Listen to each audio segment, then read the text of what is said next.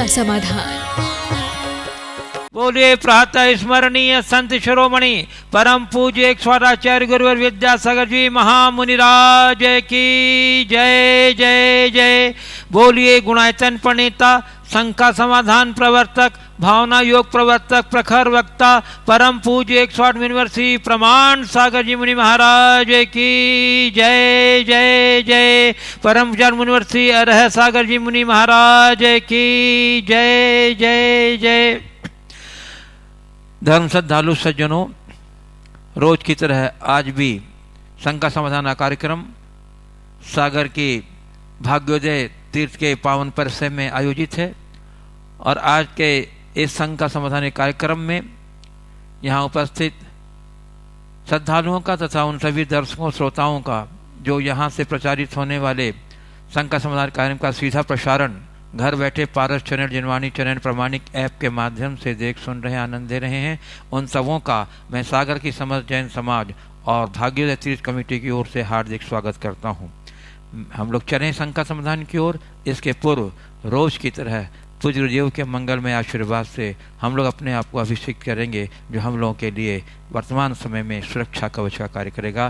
तो हाथ जोड़िए और मस्तक झुकाइए और बोलिए मेरे साथ, नमोस्तु गुरुदेव, नमोस्तु गुरुदेव, नमोस्तु गुरुदेव। बोलिए यूनिवर्सिटी प्रमाण सागर जी महाराज की। और बंधुओं, प्रथम प्रश्न के लिए मैं आमंत्रित कर रहा हूं के लिए गरिमा जैन बेंगलोर से पूछ रही हैं गुरुदेव कि अजान फल कब तक अजान है? जब तक हम खुद उसके बारे में नहीं जानते, क्या किसी दूसरे के बताने पर यह खाने योग्य हो सकता है? उदाहरण, मम्मी पापा ने कभी स्ट्रॉबेरी देखी नहीं। फल का मतलब है ऐसा फल जिसके विषय में किसी को जानकारी नहीं, उसके गुण दोष को कोई नहीं जानता। ऐसे फल का सेवन नहीं करना चाहिए, क्योंकि कई बार ऐसे फल प्राणघातक भी बन जाते हैं। और अगर किसी फल को हमने आज तक नहीं खाया, नहीं जाना, पर लोग उसके बारे में जानते हैं, उसकी गुण दोष को लोग जानते हैं, तो अगर व्यक्ति को आवश्यकता हो स्वास्थ्य आदि के लाभ की दृष्टि से, अन्य दृष्टि से, तो उनका सेवन करने में कोई हानि नहीं है। वो उसके लिए अजान फल नहीं है। तो अजान का अर्थ हमें ठीक तरीके से समझ लेना चाहिए। पूज्य गुरुदेव संध्या चक्रे सिंघई सागर से पूछ रहे हैं, गुरुदेव जैसे सोने को परखने के लिए कसौटी होती है, कोरोना को भी जानने का टेस्ट होता है कि पॉजिटिव है या नहीं है, इसी प्रकार धर्म को परखने के लिए, यानी किसी व्यक्ति में सही धर्म है या नहीं, इसका टेस्ट करने का कौन सा मेथड है? देखिए, धर्म को टेस्ट करने के दो तरीके हैं। मैं धर्मी हूँ या नहीं, पहला तो ये, और दूसरा सामने वाला धर्मी है या नहीं, ये। तो मैं ये कहूँगा, बाकी चीज़ों की टेस्ट कोई दूसरा करे तो चलेगा, धर्म का टेस्ट हमें खुद को करना चाहिए। हम अपने परिणामों को पढ़ने की कोशिश करें, अपने अंदर झांक कर देखने का प्रयास करें कि आखिर जिसकी बात मैं कर रहा हूँ वो मेरे भीतर है या नहीं। मेरा धर्म केवल ऊपरी धार्मिक क्रियाचारों तक सीमित है या मेरे भावों और विचारों में भी धर्म है? यदि मेरे अंदर भाव और विचारों में धर्म प्रतिष्ठापित हुआ है तो मान करके चलना चाहिए कि हमारे अंदर धर्म है। जहाँ तक दूसरों के धर्म की बात है तो उनको नापने के लिए हमें उनके बाह्य क्रियाचार ही देखना चाहिए, क्योंकि किसके मन में क्या बैठा है ये कौन जानता है, और इस प्रकार का कोई पैमाना हमारे पास नहीं है।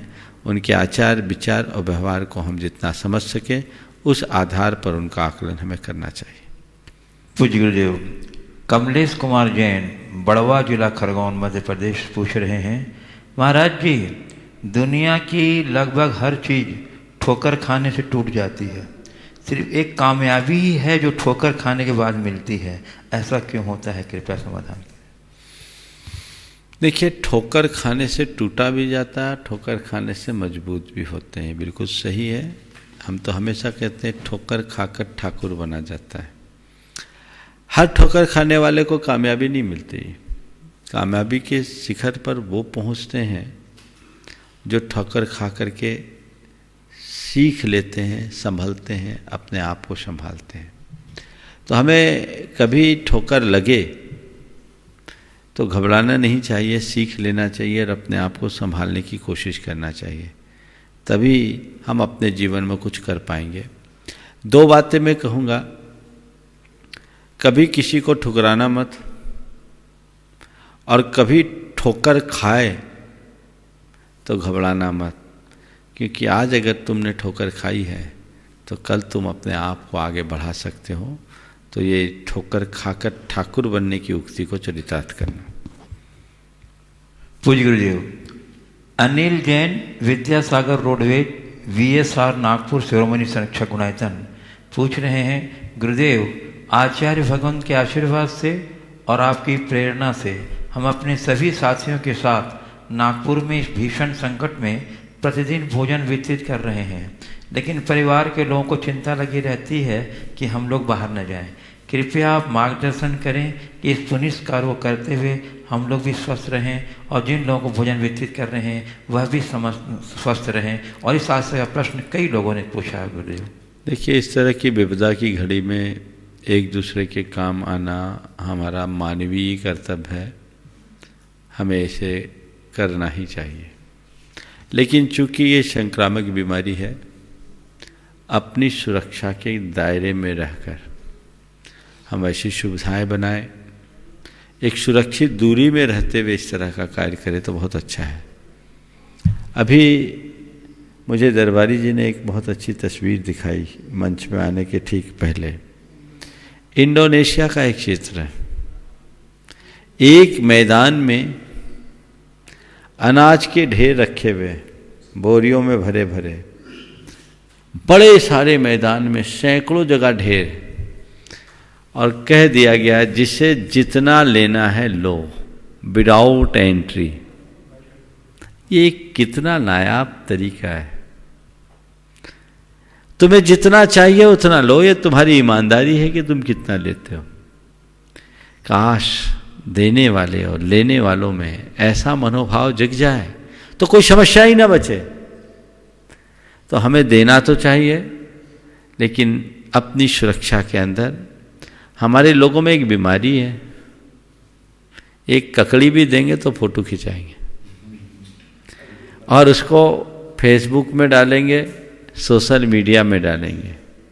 कल मैंने इस विषय में कहा था, लोगों को प्रेरणा देने के लिए डालना ठीक है, लेकिन केवल अपने आप को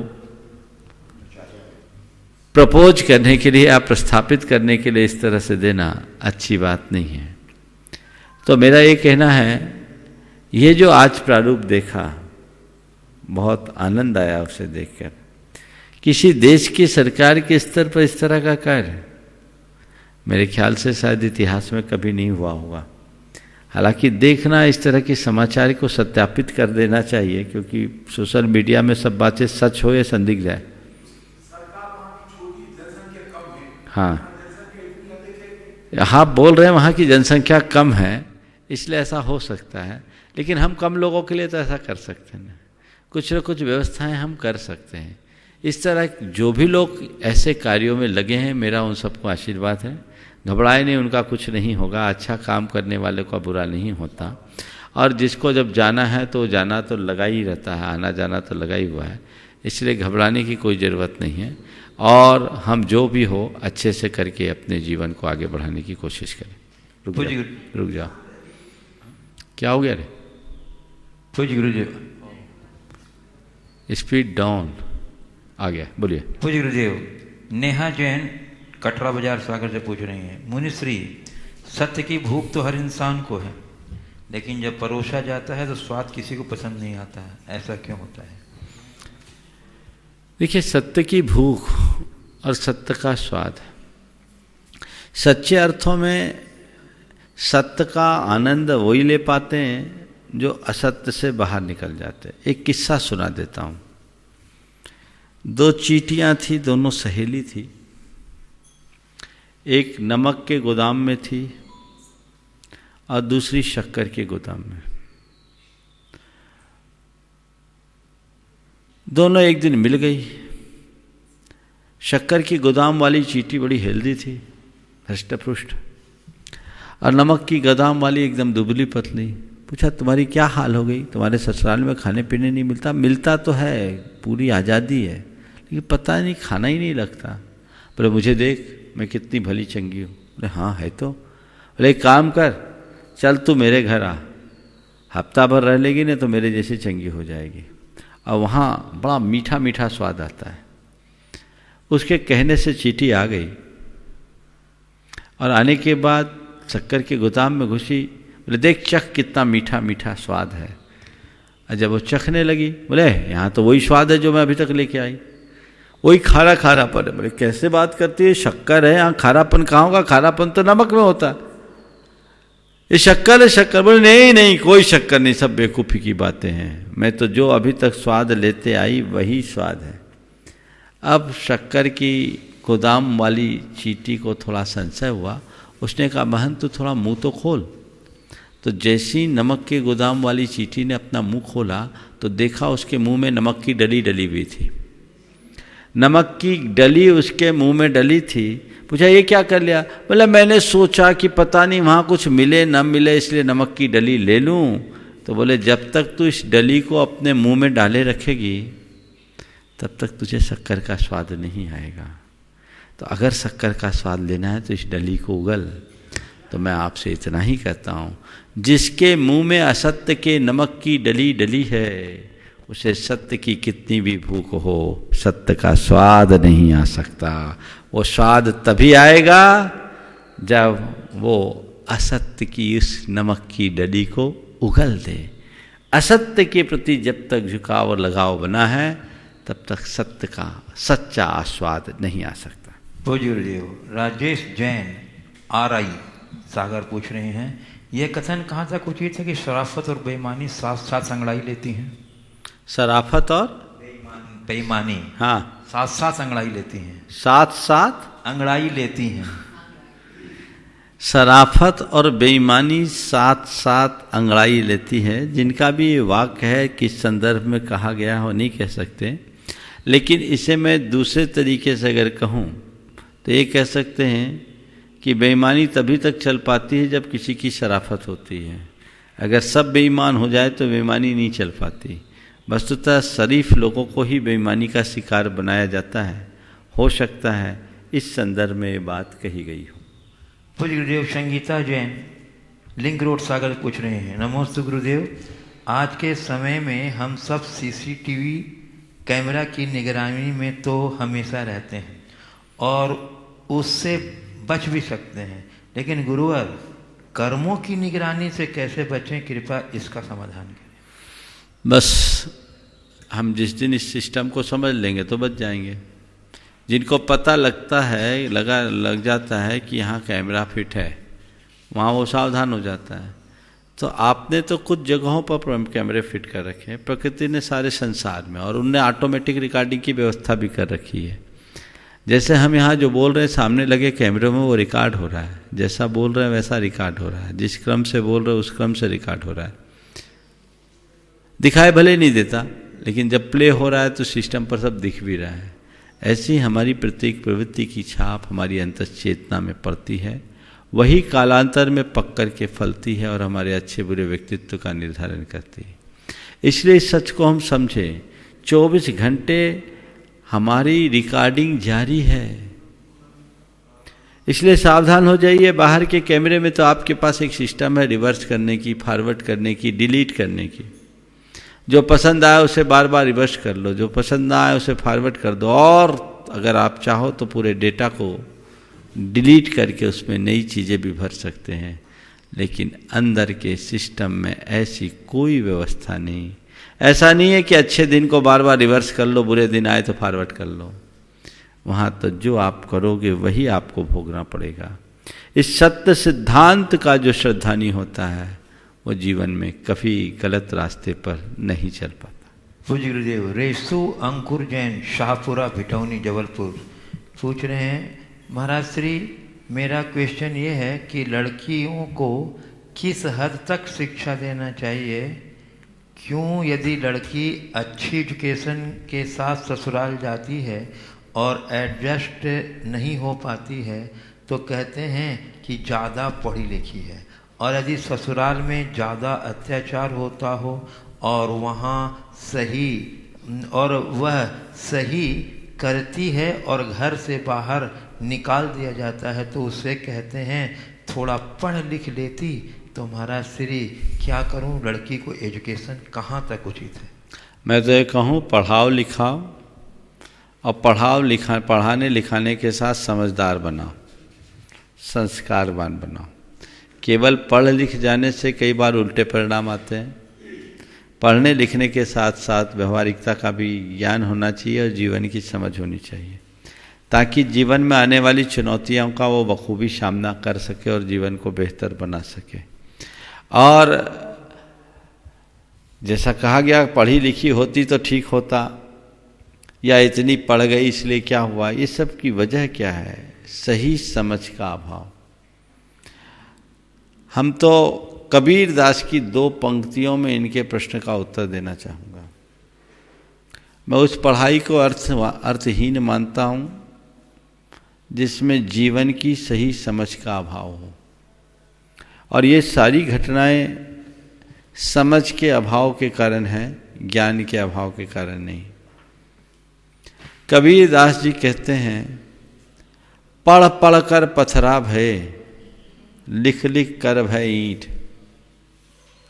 पढ़ पढ़ कर पथरा भय, लिख लिख कर भय ईंट, अंतरधारा प्रेम की लगी ने एको छींट। तो ऐसी पढ़ाई से क्या मतलब? वस्तुतः संस्कार युक्त शिक्षा ही हमारी समुन्नति का आधार है। पूज्य गुरुदेव, स्वाति जैन भोपाल से पूछ रही हैं, महाराज जी जब बच्चों के सामने 2 बड़े आपस में लड़ रहे हों और उसमें से एक अपनी सीमा का ध्यान न रखे तो ऐसी परिस्थिति में बच्चों को क्या करना चाहिए?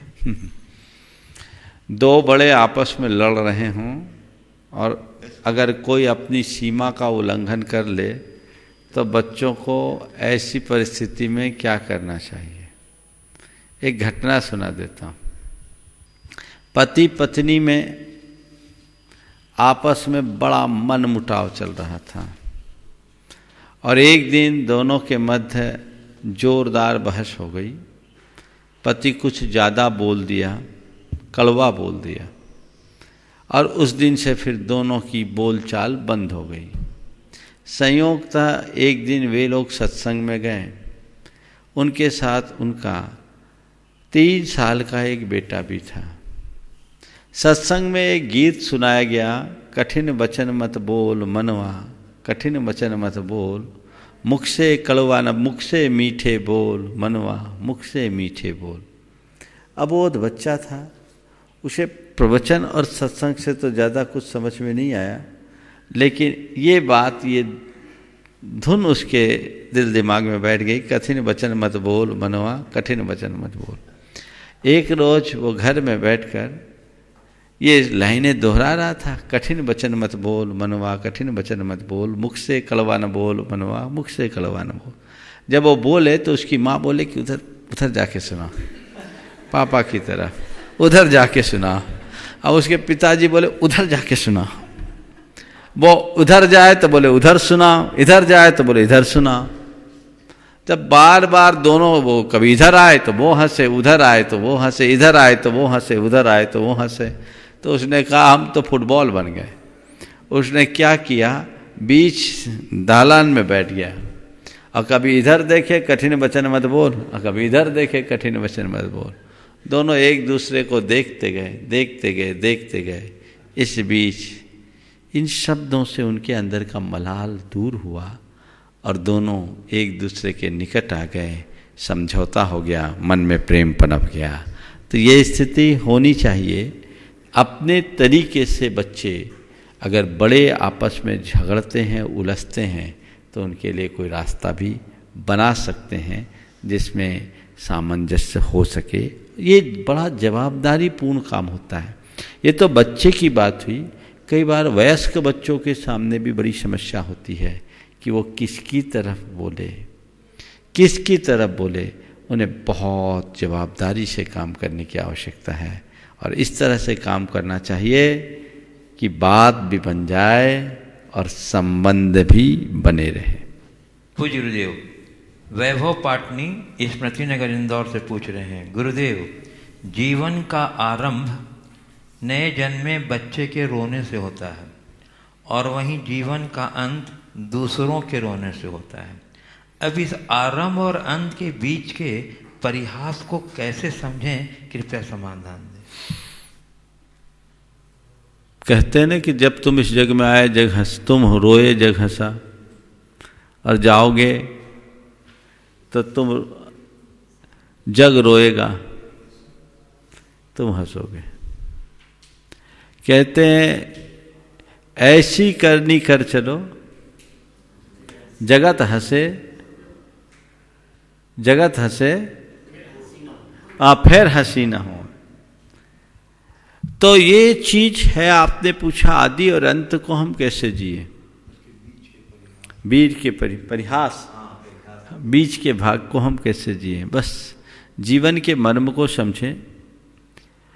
और जैसे एक बीज होता है, बीज धरती में बोया जाता है, वो अंकुरित होता है, पल्लवित होता है, पुष्पित होता है, वृक्ष का रूप लेता है, उसमें फिर से फल लगते हैं। एक बीज से अनेक बीज प्रकट हो जाते हैं, वो बीज सार्थक हो जाता है। और एक दूसरा बीज है जो पत्थर पर पड़ता है, हवा पानी में सरगड़ करके नष्ट भ्रष्ट हो जाता है। मैं केवल इतना कहना चाहता हूं, जीवन एक बीज की भांति है, इसे पेड़ बना करके जाओ, विनष्ट करके मत जाओ, तो जीवन में कहीं कठिनाई नहीं हो। पूज्य गुरुदेव, पीसी नायक गुणायतन ट्रस्टी सागर पूछ रहे हैं, गुरुदेव जब हम एक ही चुटकुले पर दोबारा नहीं हंसते तो एक ही समस्या पर बार बार रोते क्यों हैं, कृपया समाधान दें। ये बड़ी बहुत अच्छी बात कि एक ही चुटकुले पर दोबारा नहीं हंसते, पर एक ही समस्या में बार बार रोते हैं। ये मनुष्य के जीवन की सबसे बड़ी विडंबना है। उसे दुख ज़्यादा प्रभावित करता है, सुख कम। सुख की बातें बहुत देर तक हमारे मानस पर नहीं टिकती, लेकिन दुख की बातें जीवन में गहरा स्थान बना लेती है। संत कहते हैं हमें इसे भूलना चाहिए। जो हमें दुखी करे उसे भूलने की कोशिश करो। अपनी बुरी स्मृतियों को जो जितनी तत्परता से छोड़ने में समर्थ होता है, उसका जीवन उतना बेहतर बन जाता है। पूज्य गुरुदेव, डॉक्टर अरविंद जैन अंकुर कॉलोनी सागर से पूछ रहे हैं, आज एकल परिवार और उसमें भी सिंगल साइट का कंसेप्ट तेजी से चल रहा है। इससे आने वाले समय में भारतीय संस्कृति की आत्मीयता वाले चाचा, मामा, मौसी, दीदी, बड़े भैया, बड़े पापा के रिश्ते विलुप्त हो जाएंगे और इन रिश्तों को हम ढूंढते रह जाएंगे। गुरुदेव, इसका क्या दुष्प्रभाव हमारी वैयक्तिक एवं सामाजिक जीवन में रिश्ते पड़ेगा? दूर हो नहीं जाएंगे, हो गए, और परिणाम हम सब देख रहे हैं। इस विषय में अनेक बार चर्चा हो गई। विमल जी आगे बोलिए। जी पूज्य गुरुदेव, ब्रह्मचारी जय निशांत टीकमगढ़ से पूछ रहे हैं, गुरुदेव दर्शन के अभाव में व्रत करने वाली महिलाएं व्रत की पूर्ति कैसे करें? क्या शास्त्र पूजा द्वारा किया गया व्रत पूर्ण माना जाएगा? व्रत तिथि निर्णय में अशुद्धि की अवस्था में, अस्वस्थ की अवस्था में विधान किया गया है कि पूजा के अभाव में व्रत के अनुसार। देखिए, कल मैंने इस विषय पर अपनी राय प्रकट की थी। उन गांव शहरों के लोगों के लिए जो इस संक्रामक दौर में देव दर्शन आदि से वंचित हैं और अभी पर्युषण जैसे व्रत चल रहे, कल अष्टमी है, बहुतों का व्रत होगा, वो व्रत करे,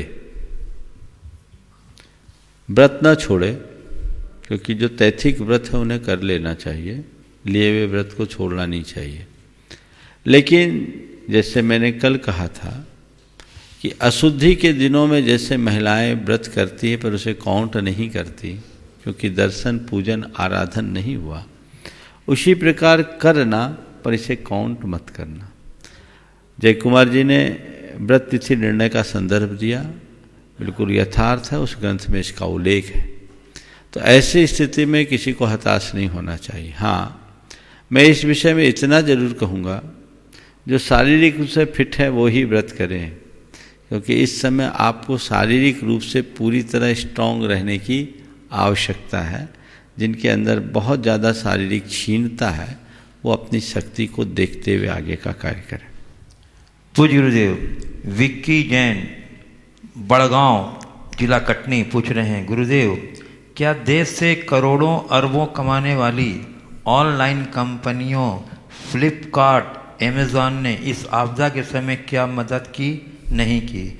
तो हमें अपने लोकल यहीं के व्यापारियों से सामान आदि लेना चाहिए। और जापान में एटम बम गिराने के बाद अमेरिका आज तक जापान में सुई तक बेचने को तरसता है। क्या हम भारतीय भी चीन को उसकी औकात नहीं दिखा सकते? कृपया मार्गदर्शन। बहुत ही गंभीर और संवेदनशील बात उठाई गई है। आज जिस तरह का चलन हो पड़ा है, सब कुछ ऑनलाइन ऑनलाइन ऑनलाइन। मुझे जैसे जानकारी दी गई लगभग 34-35% बाजार पर अधिकार ऑनलाइन का हो गया है। ये आने वाले समय में बड़ा विकराल स्वरूप धारण करेगी, हमारी समाज में बड़ी विकराल समस्या उत्पन्न करेगी। भारत की जिस तरह की समाज की व्यवस्था है उसमें एक काम में अनेक लोगों की चेन बनती है। हम अगर किसी से कोई चीज़ लेते हैं तो लेते हैं, इसका मतलब हम उसको अप्रत्यक्ष सहयोग भी देते हैं। अब कुछ कंपनियां जो सीधे आपकी तक चीज़ें पहुंचा रही है और आप केवल सस्ता पाने के लोभ में इस तरह का कार्य कर रहे हैं, मेरी राय में ये एक प्रकार का देश को कमज़ोर करने का कृत्य है। अनेक लोग इससे बेरोजगार हो रहे होंगे, बहुतों के व्यापार बिल्कुल ठप्प हो गए और कुछ कंपनियां मोटी कमाई कर रही है जिनका लक्ष्य केवल अपना घर भरना है। हमारे देश के लोगों को ऐसी घड़ियों में बहुत गंभीरता से विचार करना चाहिए और जो हमारी पुरानी परंपरा है उसको देख करके चलना चाहिए।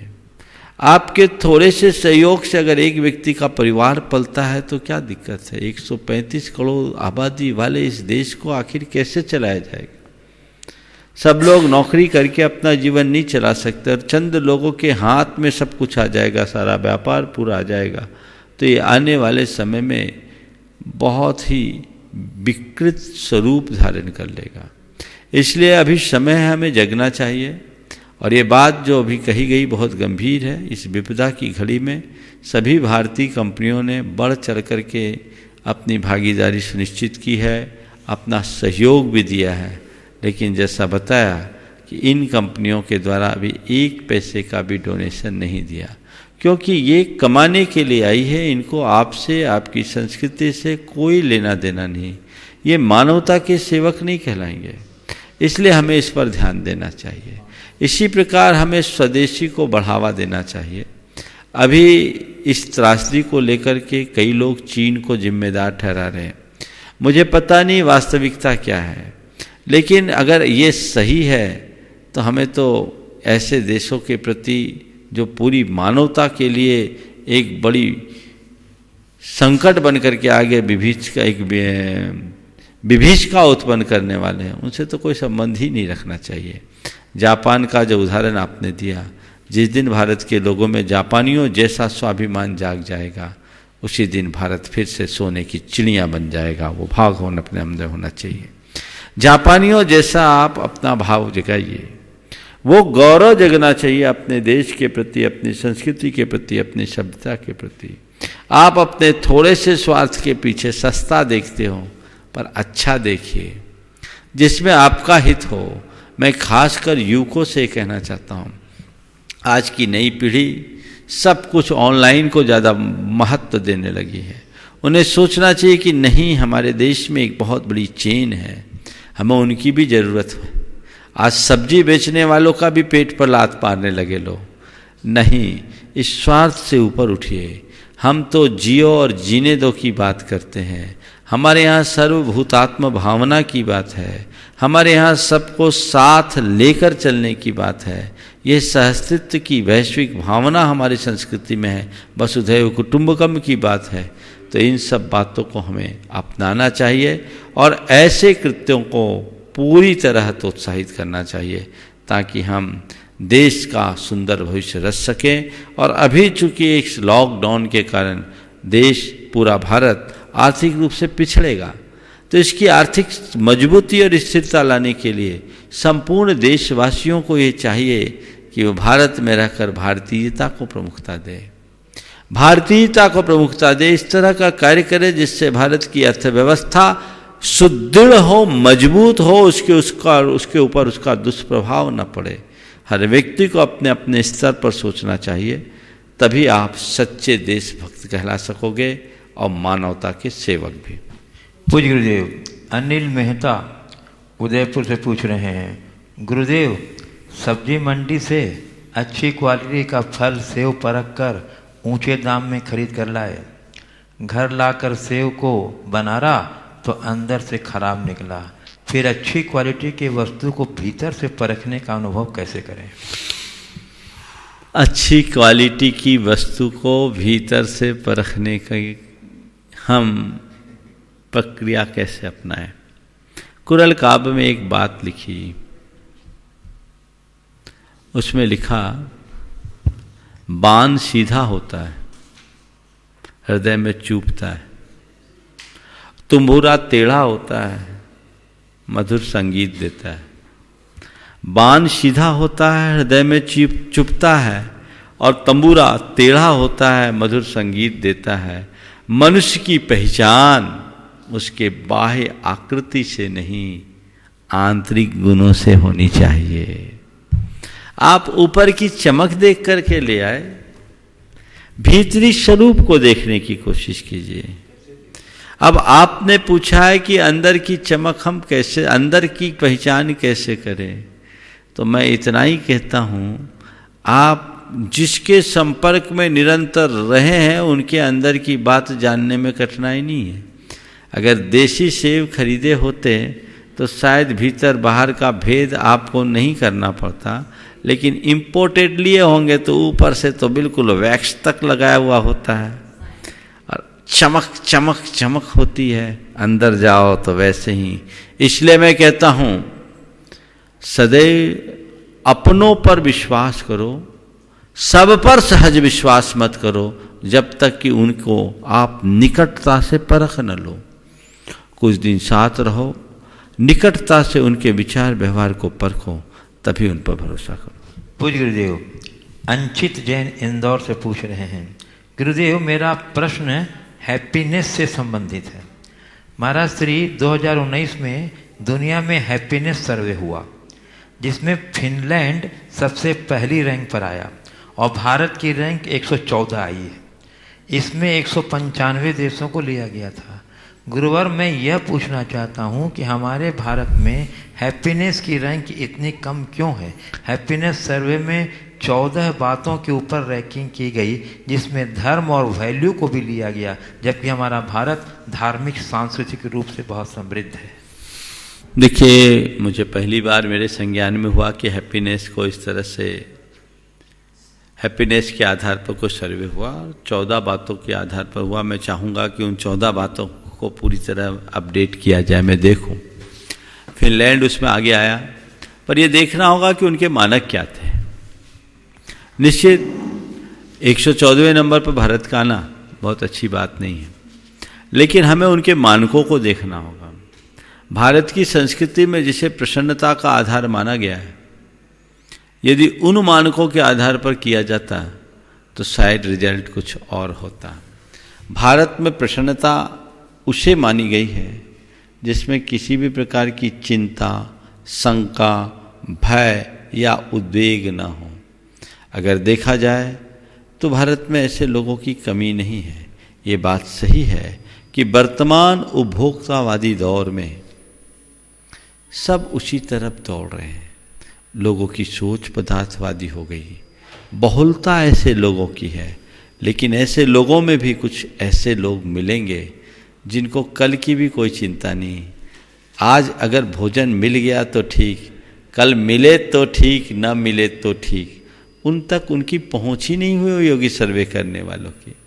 जिनके मन में अंदर की खुशी है, जिनके हृदय में कोई किसी प्रकार की इच्छा ही नहीं है, सच्ची प्रसन्नता, सच्चे अर्थों में हैप्पीनेस तो उनके अंदर है।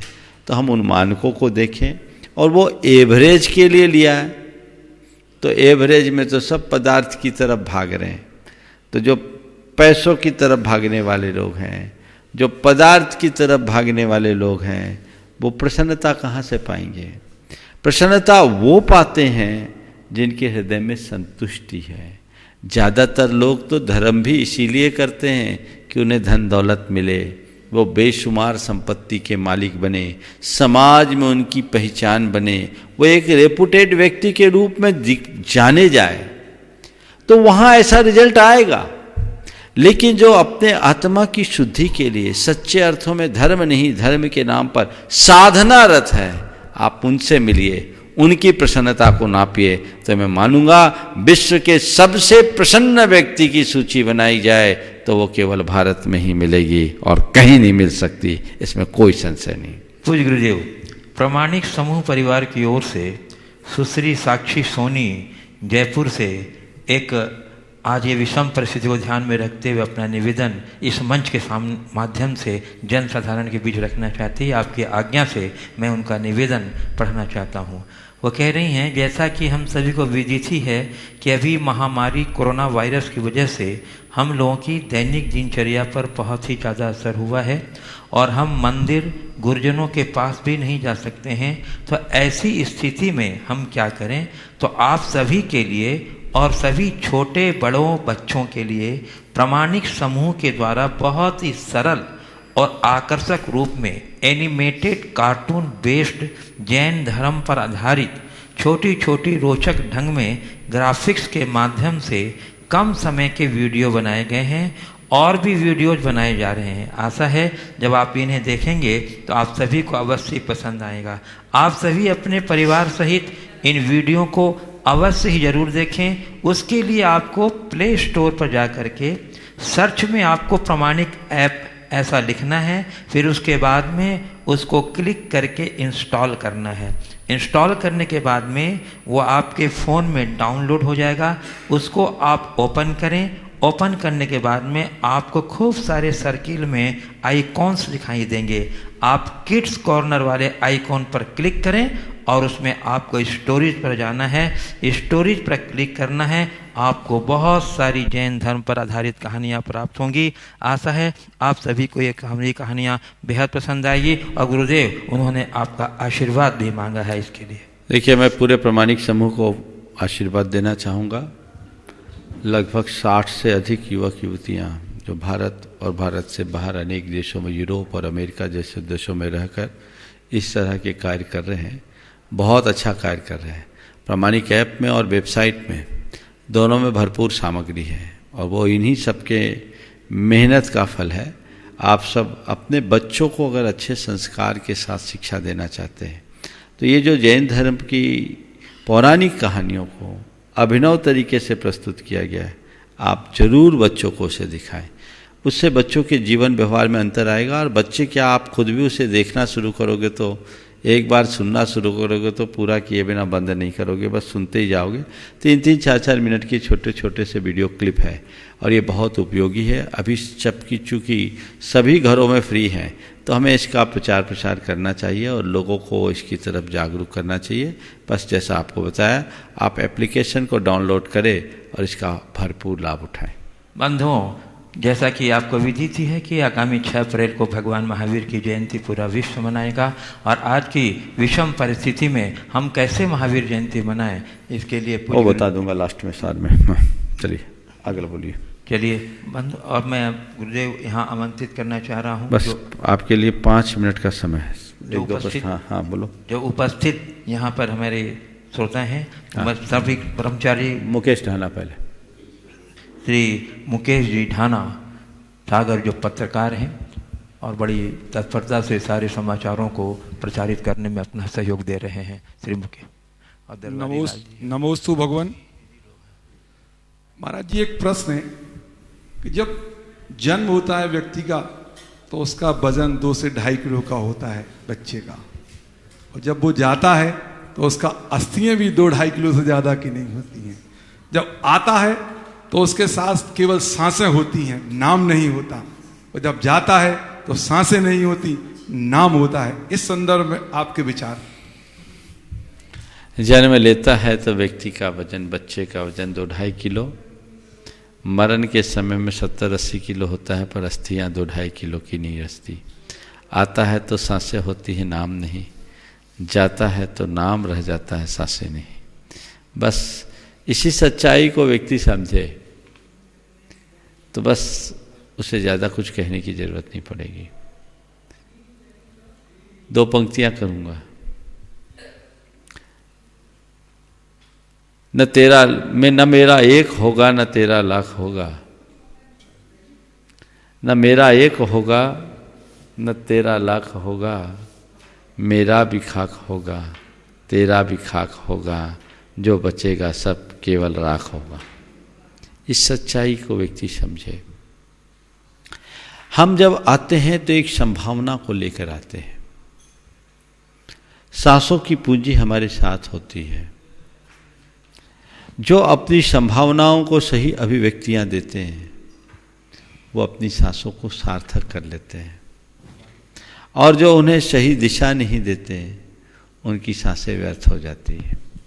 हमें चाहिए कि हम अपने सांसों की सार्थक दिशा दें। सांस मिली इसलिए है कि आज है कल छूट जाए। मेरी सांसें खत्म हो उससे पहले हम अपने जीवन का इतिहास लिख लें।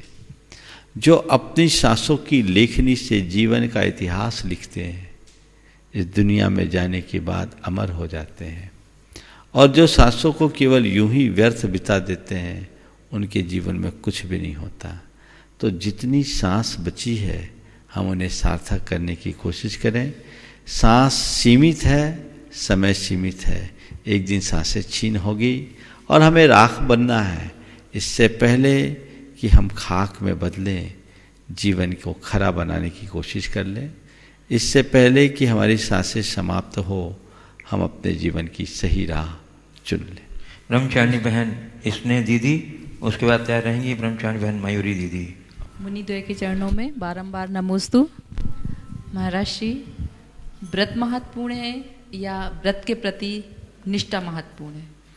दोनों में सामंजस्य कैसे बनाए महाराज श्री? समझ देखिए, बिना निष्ठा के व्रत नहीं है। व्रत को ओढ़ना और व्रत को जीना दोनों में बड़ा अंतर है।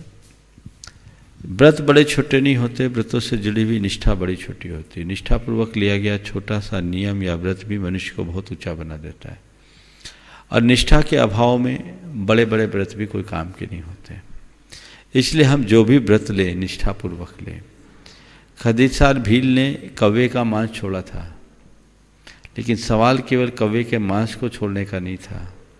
प्राणों की बाजी लगने के बाद भी उसने उस नियम को नहीं तोड़ा, तो उस निष्ठा ने उसे दिव्य महर्धिक देव बना दिया। तो हम इन चीज़ों को समझे। अरे इतना सा तो नियम था, नियम छोटा था, निष्ठा बड़ी थी। तो जब भी हम व्रत लें निष्ठापूर्वक निभाएं। ब्रह्मचारी दरबारी लाल जी, मयूरी दीदी, उसके बाद हमारे दाऊ भैया। मुनिश्री के चरणों में कोटिशः नमोस्तु। महाराज श्री, विभिन्न धर्मावलंबी अपने अपने व्रतों का पालन करते हैं, उन्हें निश्चित ही पुण्य की प्राप्ति होती है। परंतु अभी वर्तमान स्थिति को देखते हुए पूरा राष्ट्र व्रत में लगा हुआ है और निष्ठापूर्वक पालन कर रहा है, तो उन्हें कौन से पुण्य की प्राप्ति होगी? देखो, हर चीज़ को पुण्य पाप से जोड़ना मुझे उचित नहीं लगता। ये तो मानवीय संवेदना से जुड़ी हुई बातें हैं। ये हम पुण्य पाप के लिए न करें, राष्ट्रभक्ति के लिए करें, मानवीय कर्तव्य से प्रेरित होकर के करें, और निश्चित रूप से मानवीय कर्तव्यों की पूर्ति करना, मानवीय संवेदनाओं से जुड़ करके आगे बढ़ना हमारे जीवन के उत्कर्ष का आधार है। इससे तो पुण्य मिलेगा ही, लेकिन मैं पुनः कहता हूँ ये सब पुण्य से ऊपर उठ करके करना है। पुण्य बहुत छोटी चीज़ है, ये अगर देखा जाए तो ये जीवन की परम उपलब्धि का आधार बनेगी। ब्रह्मचारी दरबारी लाल जी, भाग्योदय। नमोस्तु भगवान। विपत्ति में अपनों की याद आती है, और जब संपत्ति काल होता है तो अपनों को भूल जाते हैं। आज विदेशों में रहने वाले हमारे युवक ये वहाँ धन कमाने के उद्देश्य से गए थे। जब विपत्ति आई तो हमारे देश के प्रधानमंत्री को पुकारा कि हमें बचा लो, हमें अपने देश वापस बुला लो। अपनों के पास आ गए कि हमें जगह दे दो, हम यहीं आपके पास रहेंगे। तो मुनिश्री, हमारा आपसे ये निवेदन है कि वर्तमान परिप्रेक्ष्य में ऐसे लोगों के लिए आपका क्या मार्गदर्शन है? देखिए, मैं तो ये मानता हूँ जो अपने होते हो हमेशा अपने होते। स्वाभाविक है, सुख में सब साथी, दुख में न कोई।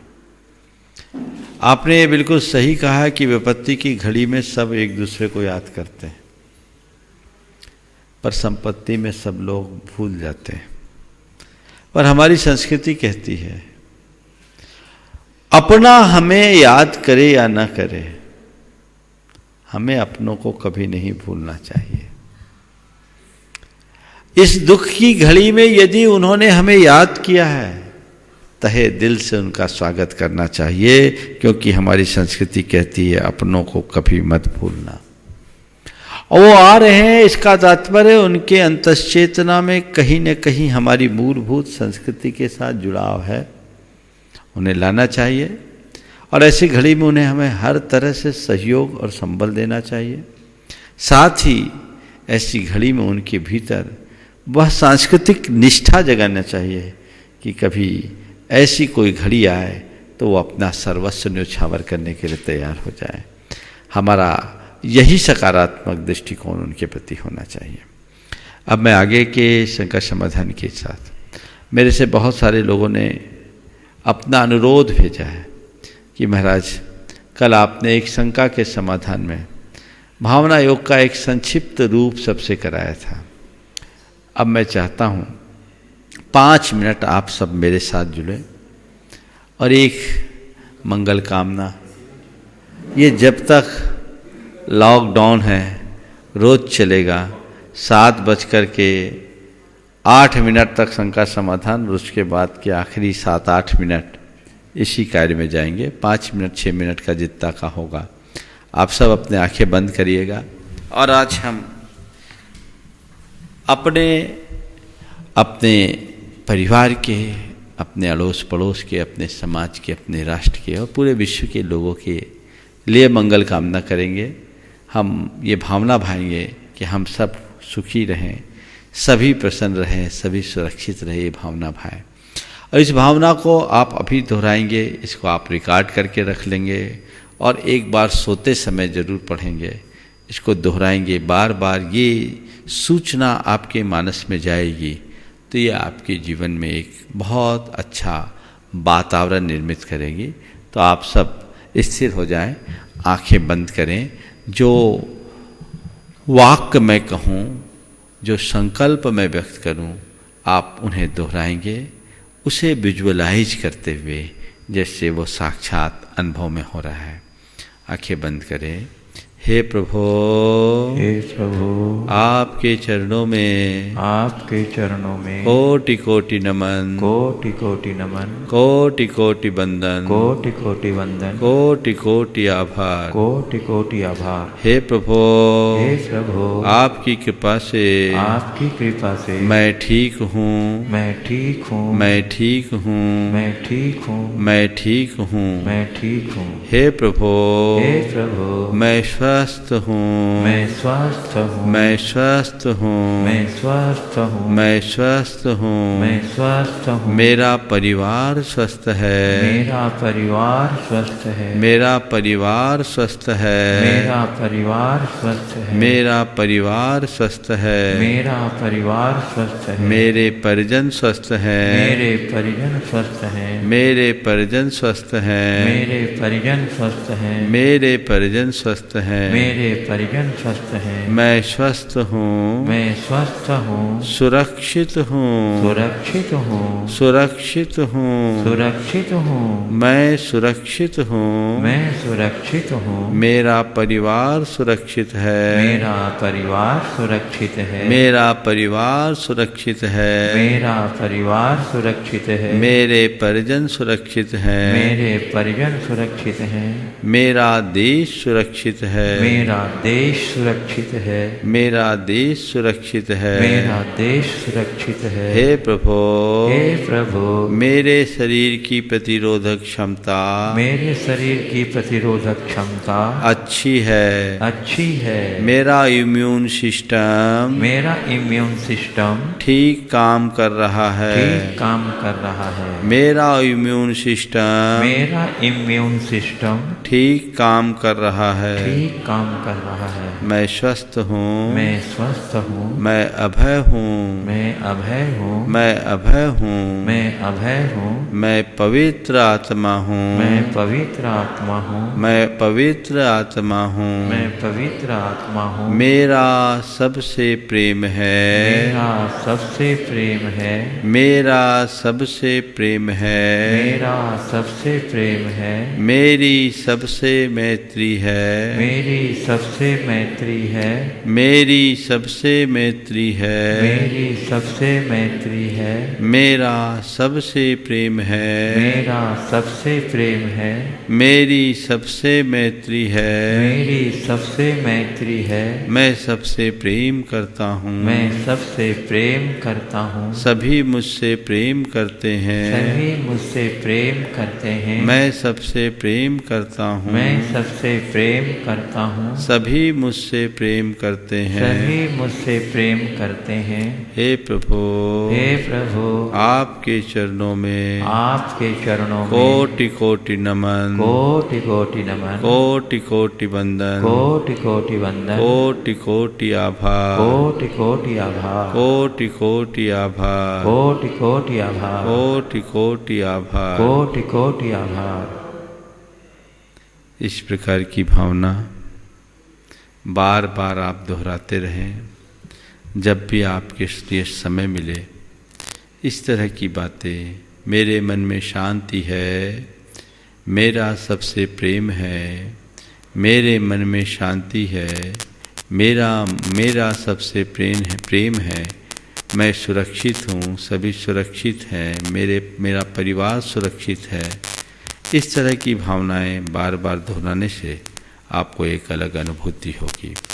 इसके साथ ही आगामी 6 तारीख को भगवान महावीर की जयंती का योग बन रहा है। आप सब लोग बड़े उत्साह के साथ भगवान महावीर की जयंती को आयोजित करें। जैसा कल आप सबसे बताया गया था, इस समाचार को पूरे देश में फैलाएं। कोशिश करें सभी एक साथ मिलकर एक रूपता से करें, तो ये बहुत अच्छा आनंद का प्रसंग बनेगा। जैसा हमने कहा कि जुलूस नहीं पर जलसा हो जलसा, हर व्यक्ति का अपना अपना जलसा हो। अपने घरों में जैसा सरकार के द्वारा गाइडलाइन दी जा रही है, उसके अनुसार सोशल डिस्टेंसिंग को मेंटेन करते हुए आप प्रातः ठीक 8 बजे घंटा, थाली, ताली, शंख जो आपके पास सुलभ है उसका नाद करके भगवान महावीर के जयकारों से 5 मिनट में पूरे नवमंडल को गूंजा दें। उनके इस स्मरण से जो वातावरण में एक अलग प्रसन्नता उत्पन्न होगी। हम तो ये जानते हैं कि जिस समय तीर्थंकरों का जन्म होता है, नारकियों को भी कुछ क्षण के लिए आनंद आता है। मुझे पक्का भरोसा है आगामी दिनों में इन महापुरुषों के जन्म के बाद इस धरती पर आई हुई विपदा जरूर शांत होगी, उसमें कुछ न कुछ कमी होगी। ऐसा मनोभाव हम सबको जगा करके रखना है। और इस तरीके से जैसा कार्यक्रम बताया गया कि 5 मिनट आप पहले घंटानाद करेंगे, जयकार करेंगे, उसके बाद यहाँ होने वाले सामूहिक यहाँ होने वाले अभिषेक को आप सब लाइव देखेंगे। यहाँ कार्यक्रम 1 या 2 व्यक्ति अभिषेक करेंगे और आप उसे देखेंगे। मैं सारे देश के लोगों से कहता हूँ, कहीं भी सामूहिक अभिषेक का आयोजन न करें। क्योंकि अभी लॉकडाउन का कार्य चल रहा है। हमें पूर्ण सावधानी रखते हुए एक प्रबुद्ध समाज का परिचय देना है। टीवी के माध्यम से आप अभिषेक को देख सकते हैं, भगवान की पूजन भी आप देख सकते हैं जो यहाँ से की जाएगी, और आप अपनी सहभागिता भी उसमें प्रकट कर सकते हैं। और उसके बाद भगवान की जयंती का आयोजन यहाँ किया जाएगा, आप उसका लाभ लें और जीवन को एक अलग आनंद के रस से भर डालें, जो हमारे जीवन के लिए एक बड़ी उपलब्धि होगी। शाम के समय का जो बताया गया कि ठीक 6 बजे एक नियत समय पर, अलग अलग समय ना हो, एक समय हो, सुबह 8 बजे और शाम 6 बजे का 5-5 मिनट भगवान महावीर के नाम पर सभी भगवान महावीर के अनुयायियों को जरूर देना चाहिए। और उसमें उन लोगों को भी सम्मिलित करना चाहिए जो भले जन्म से जैन नहीं हैं पर भगवान महावीर के प्रति आस्था रखते हैं। हम आरती करें, सामूहिक आरती करें तो एक बहुत अच्छा संदेश जाएगा, और भगवान महावीर और उनके जीवन दर्शन की प्रासंगिकता को हमें विश्व के मंच पर फैलाने की ज़रूरत है, जन जन तक उसे पहुंचाने की ज़रूरत है। यदि ऐसा हम करेंगे तो वो हमारे जीवन के लिए एक बहुत बड़ी उपलब्धि होगी। हम उन उपलब्धियों को साकार करें और अपने जीवन को सुंदर और सुव्यवस्थित बनाने का प्रयत्न करेंगे तो ये इस विषम परिस्थिति में हम सबके लिए एक बहुत बड़ी प्रेरणा बनेगी, और हम बहुत कुछ अच्छा बेहतर अपने और औरों के लिए घटित कर सकेंगे। मुझे आशा है कि सभी इन बातों का पूरा ध्यान रखेंगे और एक रूपता का परिचय देंगे। उस दिन पूरे देश में एक साथ स्वर गूंजेंगे, एक सी आवाज़ आएगी। आप उसे देखें। और जैसा मुझे बताया गया, पारस और जिनवानी दोनों चैनल ने इस कार्यक्रम का सीधा प्रसारण करने की घोषणा कर रखी है, तो आप घर बैठे इसका भरपूर लाभ ले सकते हैं। भगवान महावीर के चरणों में अपनी श्रद्धा भक्ति को अर्पित करने का इससे अच्छा मुझे और दूसरा तरीका नहीं दिखता। साथ ही हमें ये ध्यान रखना है, जो लोग इस विपदा से ग्रसित हैं उनकी सहायता के लिए हमें हाथ आगे बढ़ाना है। प्रत्येक परिवार को 24-24 लोगों को सहायता देना है, ये हमारा प्रयास होना चाहिए। और जैसे ही लॉकडाउन ख़त्म होगा हम उनको इस सहयोग के लिए आगे बढ़ेंगे, और जो हमारे लिए अपनी जान जोखिम पर लगा करके काम कर रहे हैं उनका सम्मान करने का जो कार्यक्रम है, वो कार्यक्रम हर व्यक्ति को अपने अपने समाज के स्तर पर अवश्य करना चाहिए। समय आप सबका हो गया, यहीं पर विराम। बोलिए परम पूज्य आचार्य गुरुवर श्री विद्यासागर जी महाराज। बोलिए परम श्री प्रमाण सागर जी मुनि महाराज की, मुनिवर श्री अरह सागर जी महाराज।